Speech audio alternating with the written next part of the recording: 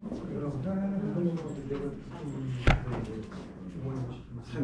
고등학교에서 다른 게 하나가 있죠. 옛날하고 다른 게 요새 뭐 선거날 우리 쉬잖아요. 네. 화요일날 쉬잖아요. 옛날에는 휴강하고 끝냈는데 요즘 어떻게 하는지 아세요? 보강. 고등학생이야? 우리. 아 우리. 네? 뭐야? 아 이거 뭐라구나. 5월 5일날 저기 여지 있죠. 그거 네. 우리 저기 화요일날 수업 할 거 있죠. 네. 목요일날 금요일날 오전 수업. 아 연타로.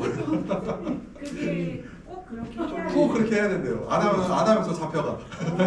고등학교는 휴강학교 있고 네. 휴교기간이 이렇게 아 근데 제가 고등학교 다니는 저 친구한테 물어봤더니 자기들 이번에 선거달 쉬잖아요.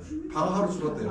아 거기도 자기들도 마찬가지라서 방학에 하루 준다고 하더라고요. 저희도 그냥 방학을 아유 요새 엄격하대요. 그 수업 일수를 딱 맞춰서 뭐 중간에 무슨 일 있으면은 방학에서 간다네 그 애들은. 우리는 이제 방학에는 안 가고 여기서 이제 보강으로 가요. 보강은 게 쉬는 날이 좋은 저 입장에서 좋은 거 아니에요? 그렇구나. 뭐 첫째 주 근데 그냥 스트레스 하고 방학이 좋다니까요. 애들이 지금 고등학교 애들 잘 모르는데 아니 하루 해도 학교 직원들 안 나가도 돼요. 부장 선생님들. 아 근데 방학에 하루 준다. 수업 일수가 채워된다고 하더라고요. 걔네들도 그걸 수업을 해야 하는 날이 있대요. 그렇지 않으면 졸업을 못 한다던데요. 그래서 우리가 이제 코이어 같은 경우는 나트륨, 염소, 가리가 많이 포함될 수 있으므로 이제 질산칼슘으로 제거하는 건데 이건 뭐냐면은요 비료 중에 제일 싼 게 질산칼슘이에요. 그 질산칼슘 갖다가 이제 포수를 한 다음에 사용하게 되면 질산칼슘, 저 칼슘이 나트륨하고 염소, 가리를 갖다가 배제하는 걸 끄집어내고 그 자리를 칼슘이 들어가요. 그러니까 이온 치환이라고 하거든요. 그거 보고. 그러니까 칼슘이 가리와 염소와 나트륨을 제거하고 자기가 그 자리에 끼어 들어간다. 그래서 우리가 포수라고 하는데요. 그러니까 일반적으로 그냥 우리가 만드는 배양액 있잖아. 배양액 집어넣어도 되긴 돼요. 근데 문제가 뭐냐? 면적이 넓어요. 칼슘은 싸잖아요. 근데 칼슘을 1톤 타는데 예를 들어서 한 통에 25,000원이니까 한 4포 넣으면 돼. 근데 만약에 일반 비료로 타면은 40만 50만 원 들어가. 그러면 어떻게 하실 거예요? 그냥 양이 많을 때는 질산칼슘으로 하는 게 편하게 또 싸고 좋겠죠. 그것들은 그러니까 들어가고요. 그다음에 코이어는 인도 많이 들어갈 수 있다. 그러니까 열매 과일이기 때문에 인도 들어 있고요. 근데 제일 중요한 거는 인보다 우리가 얘기하는 건 나트륨하고 가리를 얘기를 해요. 그게 많아서 우리가 문제가 될 수 있다. 그다음에 호수하면은 5에서 9 정도 5배에서 9배 정도 팽창하고요. 그다음에 양효치유는 얘기했었고요. 양효치유 능력은 양분을 잡는 능력이라고 쓰거든요. 그다음에 코이어 배지는 최대 단점이 이거예요. 이거 통일제품제. 이게 나는 칩과 더스트의 비율을 5대5로 신청을 했어. 근데 실제 까보면은 5대5가 아닐 수도 있고요. 그 다음에 5대5가 아니면 좋아요. 거기까지 좋아. 5대5가 아닌 건 좋은데 배지마다 6대3이 좋겠죠. 그게 아니라 어떤 배지는 7대3, 어떤 배지는 5대5, 어떤 배지는 6대4 막 이렇게 된단 말이야. 이것들이 이제 균일하지 못한 것이 문제다. 그 다음에 전처리를 해야 되는 것들에 대해서 얘기하고 그 다음에 제일 문제 이거. 과습해지기 쉽고 급액 관리가 어렵다. 과습해지기 쉽다는 얘기는 뭐냐면은 제가 경험한 바인데요. 2010년, 12년대에 코이어 배지가 보급되기 시작했어요. 근데 그 당시에 제가 느꼈던 게 뭐였냐면은 저는 주로 민원상들을 많이 했거든요. 제가 업무 중에 한 60, 70%가 문제 발생한 걸 왜 발생했고 어떻게 해결해야 되는 걸 했단 말이에요. 그때 이것 때문에 이 문제 관련된 논문도 쓴 적이 있어요. 연구를 해갖고 뭐냐면은 코이어 배지가 우리나라 국내에 도입되고 나서 스팸 피해가 굉장히 증가했어요. 그러니까 안면과 펄라이트가 있을 때보다 스팸에 의해서 작물이 망가지는 현상이 증가했어요. 그 이유를 이제 몰랐었는데 나중에 보니까 얘가 유효수분 함량이 낮고 그다음에 물을 많이 갖고 있는, 그러니까 내가 물을 100을 갖고 있으면은 40은 토마토에 해주고 60은 그냥 내가 갖고 있어요. 이게 뭐냐? 얘는 스패를 일으키는 물일 수 있다는 얘기를 드려요. 그래서 코이어 배지는 과습해지가 쉽고 습해가 잘 발생한다. 이거 주의하셔야 돼요. 그래서 굉장히 좀 건조하게 관련한 쪽으로 우리 유도해야 되겠다. 이것들. 습해가 발생하기 쉬운 배지이다. 이 정도 생각하시면 되고. 그 다음에 제가 이제 톱밥 이런 거, 이건 그냥 이런 것도 있다는 것만 보세요. 옛날엔 썼다, 지금은 안 쓴다. 그 다음에 자로 배지하고 자로 배지는 이제 배제를 보면 운반이 용이하고 관리가 용이하고 뭐 이런 얘기고요. 그다음에 높은 배지하고 낮은 배지가 있는데 높은 배지 같은 볼륨일 때 높은 배지의 배액이 덜 되고 낮은 배지가 더 많이 되고 낮은 배지가 더 그 배액이 덜 된다는 정도 우리가 알고 있으면 될 것 같고요. 그다음에 배액구가 너무 많이 만들어지면 빨리 건조해지고 배액구가 너무 작으면 습해가 발생한다는 거. 그다음에 고형용 배지에서 좀 얘기를 할 때 저희가 이제 그 큐브 융료에 대해서 좀 설명을 하려고 하는데요. 큐브 융료할 때 우리가 이제 그 융료를 할 때 이제 저면관수하고 두단관수라고 얘기했어요. 그러면은 두단관수는 좋은 점이 뭐예요? 비용이 적게 발생하고 수열비가 적고요. 저면관수는 잎에 물이 안 닿죠.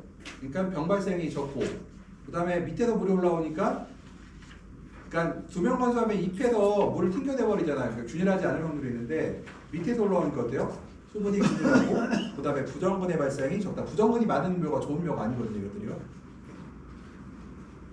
그 다음에 저희가 안면 큐브에서 얘기를 할 때, 여기가 요게 240공짜리 여기 안면 파종판이라고 안면 플러그라고 하고 어떤 사람들은 안면 파종판이라고 하거든요. 그러니까 요 손가락만 해요. 하나의 구멍이 이만한데요. 이 손가락만 한데 여기다가 네. 그다음에 이제 플러그를 포스하게 되면은 이제 함수율 이걸 물이 다 젖도록 우리가 하셔야 되고요. 그다음에 우리가 이제 요걸 물을 줄 때 보통 안면 파종판의 무게는 300에서 350g. 얘가 물을 안 주면 300에서 350g인데 물을 주면 어떻게 돼요? 2.에서 2.4kg가 되죠. 그러니까 물을 굉장히 잘 많이 흡수한다는 거예요. 이것들은 2.2, 2.4kg가 되고요. 파종 후에는 이제 질성을 뿌리게 되어 있고요. 그 다음에 파종판의 무게가 우리가 이제 보게 되면은 보통 이제 파종판의 무게가 이제 얼마 정도 되면은 그러니까 보통 우리가 그 한 1.5에서 1.8kg 되면은 이제 물을 주기 시작하고 1.2kg 이하로 될 때는 문제가 될 수 있거든요. 그래서 여기서 파종판의 무게가 이제 가벼워졌을 때 이제 물을 줘야 된다는 거죠. 1.8kg, 1.2 이하가 되면은 이제 문제가 될 수 있다는 거고요. 그 다음에 저희가 파종은 질소를 섞어야 되고, 그 다음 저희가 시간이 지나갈 때마다 간격 벌리게 하는 거는 이제 우리가 알고 있어야 되고, 여기 큐브가 이제 보게 되면요, 큐브에가 10 곱하기 10 곱하기가 560g 정도 나오고요.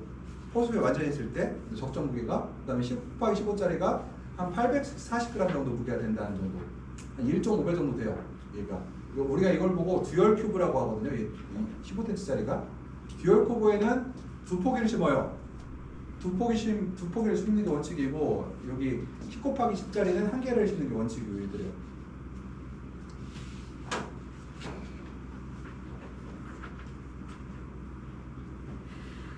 그 다음에 이식을 할 때는 우리가 이제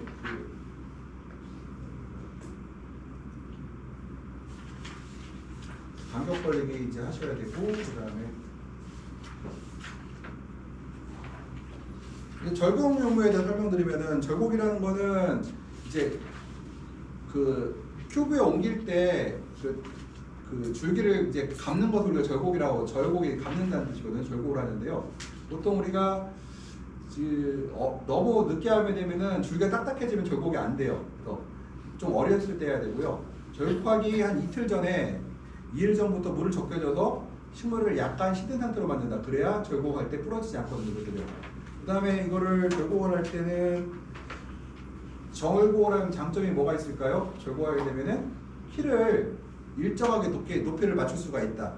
키를 높이를 일정하게 맞추는 게 되게 장점이고요. 키를 낮게 만들면 좋은 점이 뭐가 있는지 아세요? 혹시? 일이 편해요. 노동력이 적게 들어간다. 그래서 그 다음에 절곡을 하게 되면은 이제 뿌리를 발달시키게 될 수가 있고요. 그 다음에 접목 재배에서는 주의할 게 뭐냐면, 절곡한 부분이 접목 부위면 그러니까 절곡을 할 때 그러니까 접목바위, 우리가 접수라고 하는 위쪽 부분이 아래에 닿으면 어떻게 될까요? 내가 병 발생을 예방을 하고 접목을 했어. 근데 절곡을 했더니 위에 있는 대목이 말고 접수가 배지 안에 들어가면 어떻게 될까요? 그럼 대목 쓴 효과 있어요 없어요? 없어지죠. 그래서 그런 거에 대해서 그래서 우리가 이제 접목면은 잘 하지 않는다는 정도 하시면 될 것 같고요. 그 다음에 용수에 대해서 얘기를 하면요. 보면은 이제 절곡하는 것들 뿌리가 이렇게 나오는 걸 볼 수가 있는데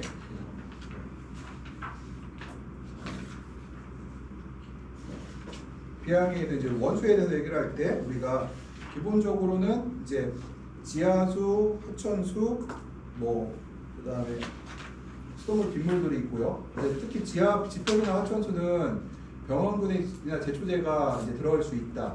뭐 되게 위험하고요. 지하수 중에서도 들어갈 수 있는 게 있는데 제가 지난 시간에 얘기했을 텐데요. 보령이나 이쪽에서 실제로 사고 사례가 있어요. 4m를 지하수를 팠는데 제초제 피해가 났어요. 철원에서도 그런 일이 있어요. 4m 팠다는 얘기는 제초제가 들어갈 수 있다는 얘기거든요. 안으로. 그래서 논에서 들어간 제초제가 농장으로 들어가서 뭐 2,000평 정도를 뭐 다시 심어야 되는 상황이 발생하기도 했었고요. 그 다음에 용세 설명할 때 빗물은 품질이 좋죠. 그런데 어떻다고 했어요? 관리가 어렵죠. 관리가 어렵다고 했었고요. 그 다음에 물 주는 양을 볼게요. 우리가 이제 보통 제곱미터당 그 최고 물을 많이 쓸 때 6에서 8리터까지 물을 쓴다고 하거든요. 그러면은 6에서 8리터만 이제 쓰는 게 아니라 뭐랄까요? 식물이 증산량이 6에서 8리터이면은 식물이 이 정도 물을 먹으면은 배액이라는 게 발생하거든요. 배액률을 30% 잡으면은 6리터를 증발한다고 하면 1.4를 곱하고 면적을 곱하면은 하루에 물량이 발생하겠죠. 한번 이건 계산해 보시면은 충분히 우리가 얼만큼의 물이 필요한지를 용수량을 계산할 수가 있다는 얘기죠. 작목에 따라서 예를 들어 오이가 토마토보다 물을 더 먹거든요. 물을 더 많이 필요할 것이고요. 파프리카와 토마토도 물을 좀 덜 먹어요. 얘는 물을 덜 먹을 거고요. 물 많이 먹는 게 오이, 토마토, 파프리카 순으로 물 먹으니까 그만큼 물을 준비해야 될 것이고 이것들이요. 그다음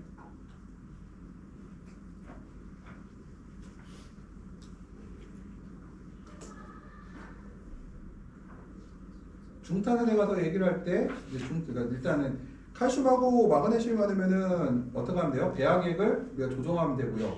중탄산이 많으면 뭘로 조정해요? 질산으로 산으로 교정을 하죠. 그 다음에 중탄산은 어떤 능력이 있다고 했어요? 중탄산이 없으면 또 안 돼요. pH의 완충 능력을 한다. 뭐냐? 위아래로 흔들리지 않게 하죠. 일정하게 유지하게 되죠. 탄이 더 들어와도 pH를 변화시키지 않는다는 거죠. 이거들요. 그 다음에 이제 제가 보는 것 중에 제일 먼저 보는 게 EC 보고, 그 다음에 pH 보고, 그 다음에 중탄산 보고, 마지막으로 보는 게 뭐라고 했어요? 나트륨하고 염소를 했죠. 나트륨하고 염소가 많으면은 우리가 이제 재활용을 못 하고요. 그 다음에 나트륨이 많으면은 이제 이런 가리나 칼슘의 그 흡수가 방해가 되거든요. 그래서 이런 나트륨이 많았을 게 이제 과체류에서 배꼽성과의 주로 원인이 될 수도 있다 얘기를 하고 있습니다. 이것들은. 그 다음에 우리가 철에 대해서 얘기를 할 때 철은 지하수에 있는 이가철은 어떻게 돼요? 사용할 수가 있어요? 없고 바로 나오면서 어떻게 산과철로 바뀌면서 이제 산화돼 버리죠. 그래서 우리가 수경재배에서는 철을 사용할 때 어떤 철을 씁니까? 킬레이트화된 철을 사용하죠. 그리고 우리가 이제 여기 있죠. EDTA 철을 우리가 가루철이라고 불러요. 가루철은 알칼리에 굉장히 약해요. 그래서 우리가 어떻게 해요? 제가 질산을 쓸 때 어떻게 들어갔어요? A통, B통을 쓸 때 A통을 어떻게 한댔어요? 먼저 A통의 물을 질산을 써서 pH를 5.3에서 5.8로 맞추고 그 다음에 뭘 넣어요? 철을 넣으라고 했죠. 왜? 알칼리일 때 EDTA 철을 쓰게 되면은 EDTA 철이 깨질 수가 있다. 내가 철이 비싸요. 한 포대 20kg짜리 한 포대가 지금 제가 살 때 마지막 산 게 30만 원 줬는데 지금 더 비싸졌죠. 3, 40만 원 할 거예요. 그러면은 내가 철을 2kg 넣게 되면은 내가 20kg에 3만 원이면 얼마예요? 2kg면은 3만 원이네. 2kg면 3만 원 정도. 비료 한 포대 값이네요. 또 양에 비해서 비싼 편이거든요. 근데 여하튼 이 옥테이 처리 같은 경우는 알칼리에 굉장히 약하기 때문에요. 이제 이걸 쓰고 이거 말고 액상 처리라고 있어요. 알칼리 강한 처리 있는데 그건 가격이 더 비싸요.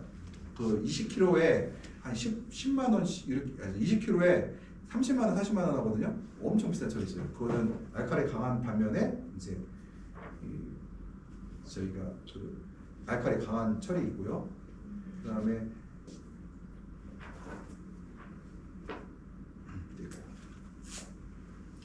혹시 그다음에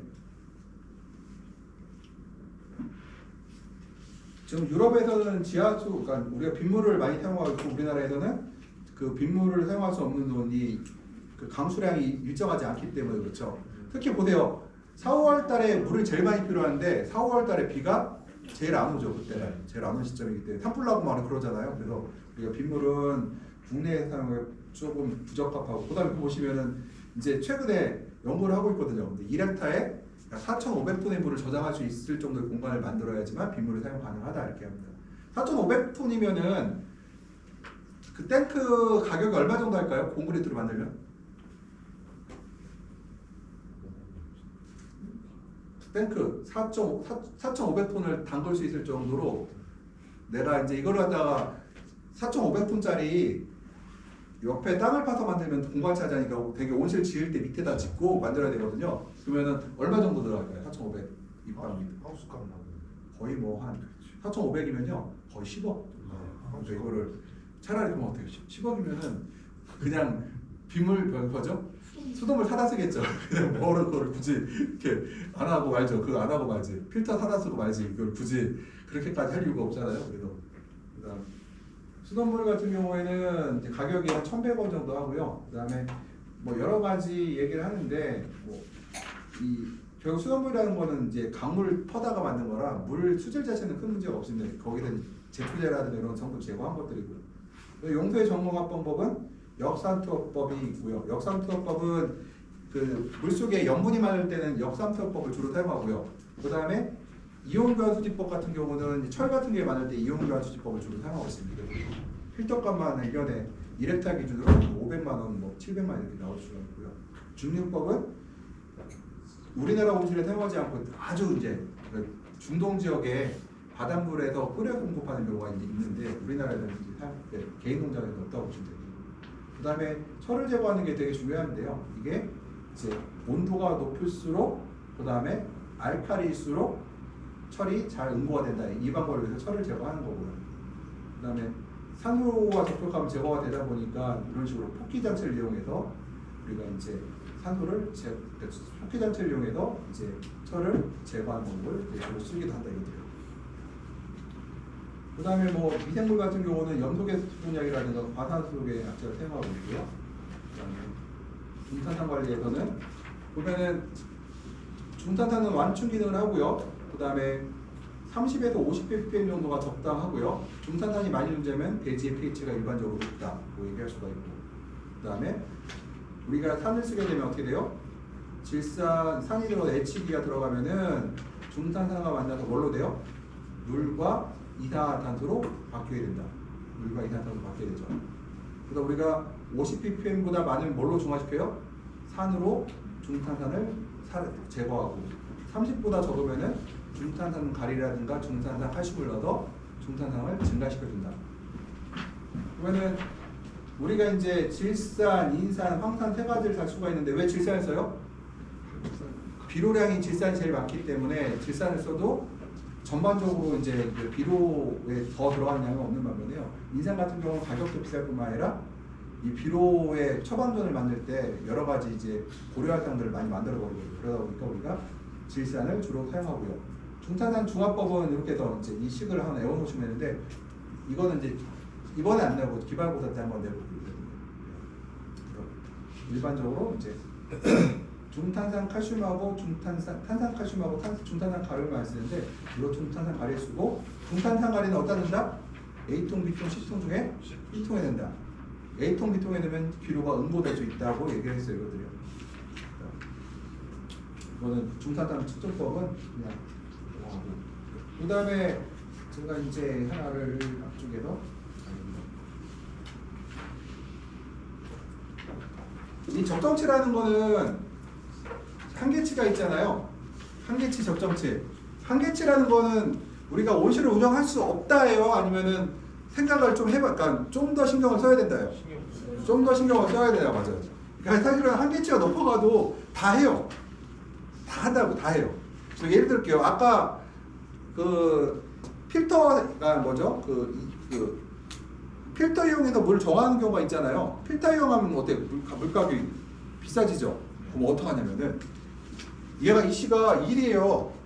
그러면은 막 필터를 이용해서 물을 0으로 만들었다고 쳐요. 0.1로 만들었어요.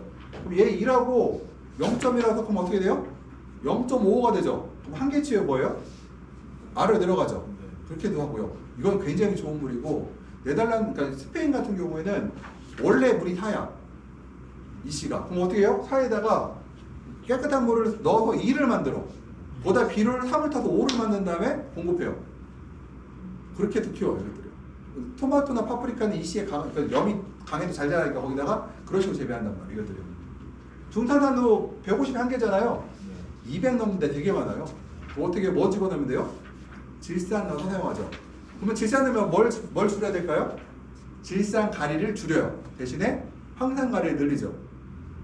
처방 좀 만들면 되니까 뭐 하면 돼요? 신경 쓰면 돼요.